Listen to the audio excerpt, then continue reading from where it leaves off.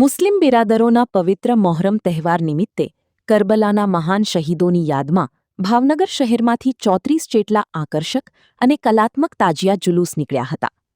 આ તમામ તાજિયાને દર વર્ષની પરંપરા મુજબ આ વર્ષે પણ ભાવનગર નજીકના ઘોઘા બંદર ખાતે ભાવનગર શહેરમાંથી ટ્રકમાં લઈ જઈ બોટ મારફતે તાજિયાને મધદરિયે લઈ જઈ તમામ તાજિયા ટાઢા કરવામાં આવ્યા હતા. આ વેળાએ ઘોઘા મામલતદાર, marine police, Ghogha police, GMB સહિતના સંબંધિત વિભાગના અધિકારી કર્મચારીઓએ સરાહનીય કામગીરી બજાવી હતી અને ઘોઘા બંદર ખાતે તમામ પ્રાથમિક સુવિધાઓ પૂરી પાડવામાં આવી હતી. આજરોજ ભાવનગરમાં આશુરાના દિવસે જે તાજિયાનું જુલુસ નીકળ્યું હતું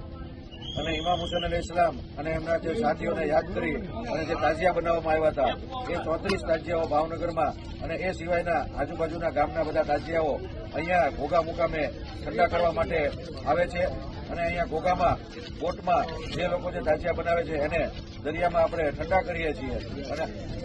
અને દરેક લોકો અહીંયા પોતાનો વ્યવસ્થા કરી અને ઠંડા કરે છે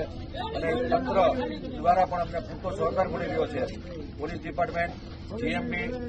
પછી મરીન અને ઘોઘા પોલીસ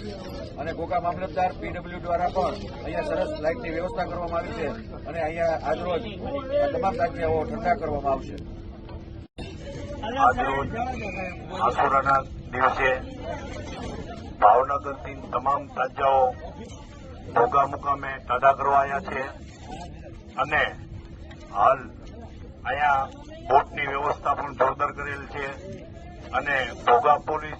મરીન પોલીસ અને તમામ અધિકારીઓનો સાથ સહકાર પણ સારો મળી રહ્યો છે